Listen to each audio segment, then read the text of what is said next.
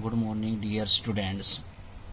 Last हमने unit third start करवाई थी, तो हमने दो बात समझाई थी। Static force experience, static charge experience the force and create the electric field, and moving charge और एक्सेलरेटेड चार्ज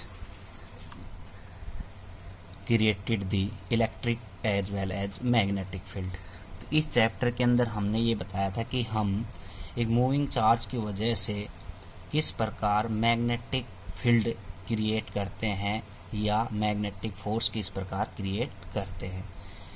ये यूनिट इम्पोर्टेंट यूनिट है, इससे डेरिवेशन ज़रूर आता है थर्ड ए पार्ट से।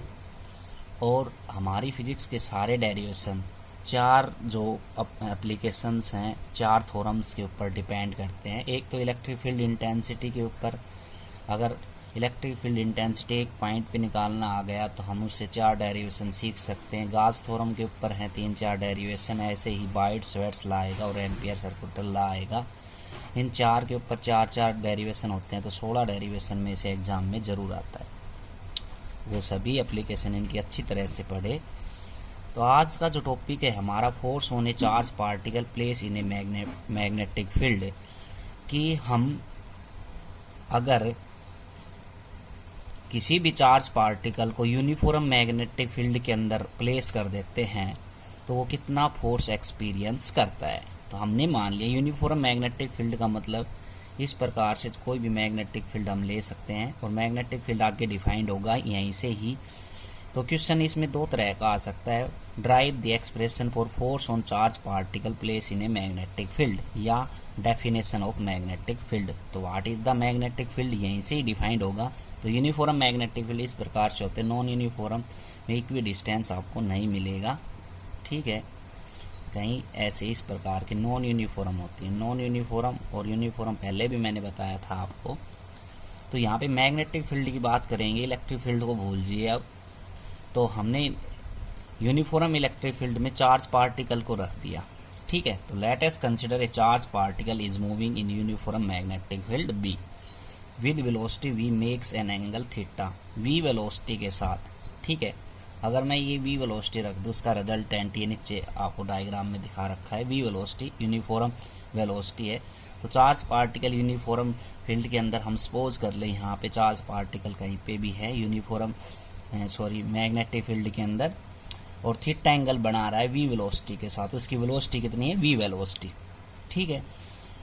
अब v वेलोसिटी यहाँ पे रिजल्टेंट है, तो इस अगर ये एंगल मैं थीटा मान लूँ, इस थीटा एंगल के ऊपर वो v वेलोसिटी के साथ है, तो v कंपोनेंट को मैं दो कंपोनेंट के अंदर तोड़ सकता हूँ, v कोस थीटा और v साइन थीटा। तो v कोस थीटा क्या अलोंग हॉरिजॉन्टल डायरेक्शन, और v साइन थीटा इसके क्या है? परपेंडिकुलर कंपोनेंट है, ठीक है। हमेशा v कोस थीटा थीटा के साथ हमेशा कंपोनेंट ब्रेकअप होता है, टूटता है। अब ये चार्ज पार्टिकल के द्वारा जो फोर्स एक्सपीरियंस होता है वो फोर्स किन किन फैक्टर के ऊपर डिपेंड करता है। तो अगर हमारा जितना भी चार्ज पार्टिकल्स है, हमने एक बात बताई थी, एक charge particle, static charge particle force experience करता है। क्या करता है? फोर्स एक्सपीरियंस करता है, ठीक है। तो जितना ज़्यादा चार्ज होगा उतना ही ज़्यादा फोर्स बढ़ेगा। एक रूम के अंदर जितना चार्ज है, 5 गुलाम है, 5 गुलाम, 10 गुलाम, 20 गुलाम, इस प्रकार के चार्ज रखे हैं, उतने ज़्यादा वो क्या करेंगे? फोर्स एक्सपीरियंस करेंगे। तो इसका मतलब क्या है? तो force is directly proportional to charge. तो ये चार्ज पार्टिकल्स हमने यूनिफॉर्म मैग्नेटिक फील्ड के अंदर रखा, तो फोर्स किसके ऊपर डिपेंड हुआ? चार्ज पार्टिकल पे। तो चार्ज पार्टिकल पे कैसे डिपेंड हुआ? तो it was found that the charge particle experience a force, this force is directly proportional to charge। तो force is directly proportional to charge, equation first.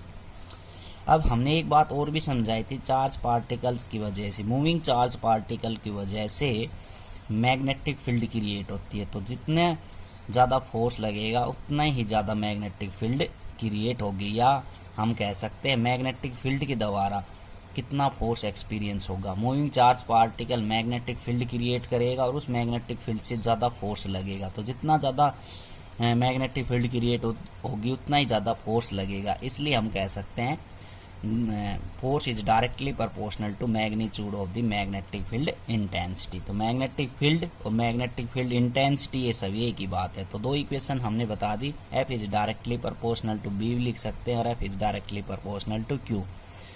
ठीक है, अब ये कह रहा है कि वही फोर्स है जो चार्ज पार्टिकल द्वारा एक्सपीरियंस हो रहा है वो डायरेक्टली प्रोपोर्शनल है perpendicular component of velocity, F is directly proportional to v sine theta. वो परपेंडिकुलर क्यों है? क्योंकि अगर हम यहाँ पे वी कोस थीटा लेते तो कोस 90 का मान 0 हो जाता है, इसलिए वो किसके ऊपर डिपेंड करता है? वी साइन थीटा के ऊपर डिपेंड कर रहा है। तो ये तीन इक्वेशंस हमारी बन गई।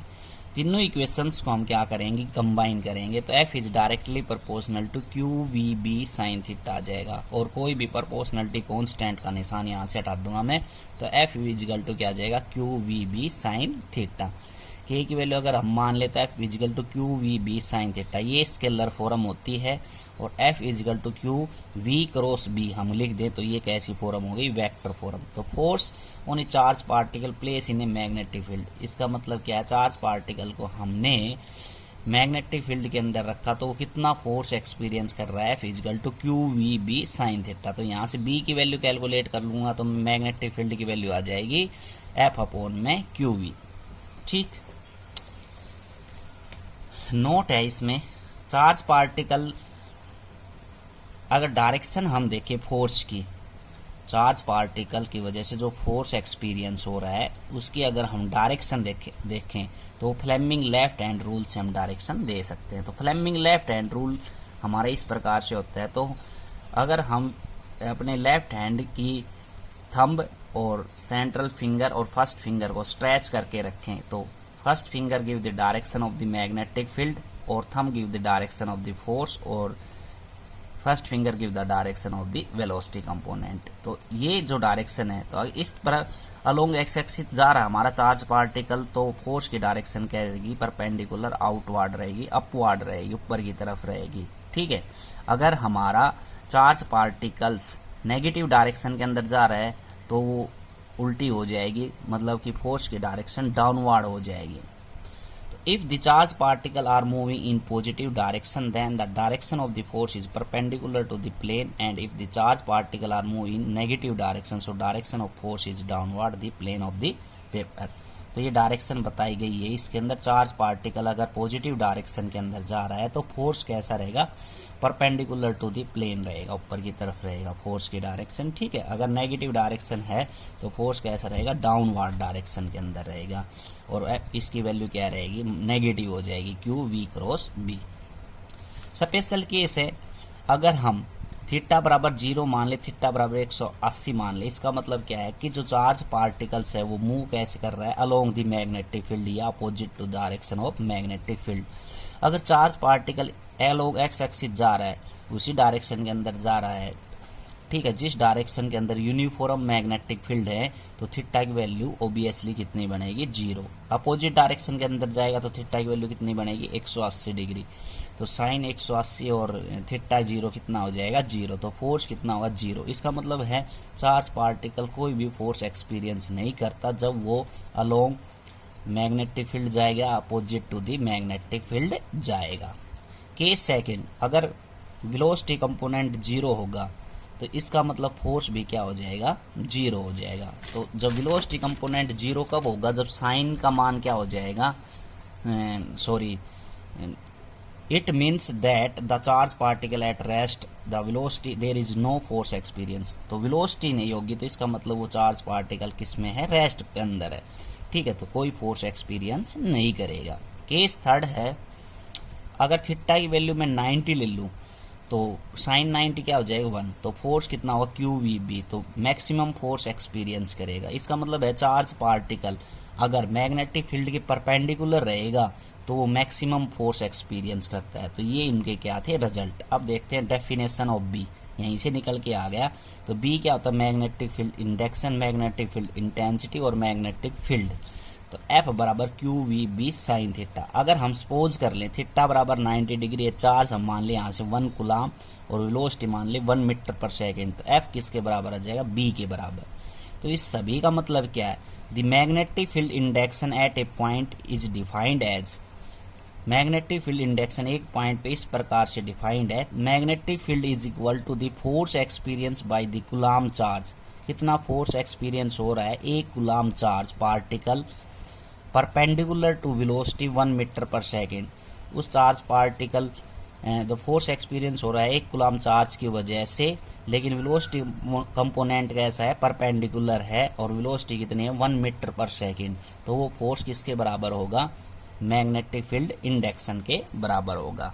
ठीक है, तो magnetic field induction at a point is defined है, मैग्नेटिक फील्ड किसके बराबर है, is equal to force experience by the charge particle के बराबर। कितना फोर्स एक्सपीरियंस है, एक कूलाम चार्ज के द्वारा जो फोर्स एक्सपीरियंस है, और उसकी वेलोसिटी कितनी है, 1 मीटर पर सेकेंड, लेकिन कैसे, परपेंडिकुलर है। Direction of B, the direction of B is given by Fleming left hand thumb rule. तो Fleming left hand thumb rule आपने मैट्रिक क्लास के अंदर भी पढ़ा है, अब भी मैंने बता दिया था। तो जो हमारी फ्लेमिंग लेफ्ट हैंड रूल के अंदर जो सेंट्रल फिंगर है वो क्या देती है, ये जो direction Fleming left hand rule की, ये जो है सेंट्रल फिंगर जो फर्स्ट फिंगर इसको बोलते हैं, फर्स्ट फिंगर किसकी डायरेक्शन देती है, मैग्नेटिक फील्ड की डायरेक्शन देती है। ठीक है, तो फ्लेमिंग लेफ्ट हैंड रूल क्या है और यूनिट और डायमेंशन ये कल पढ़ेंगे। Thank you.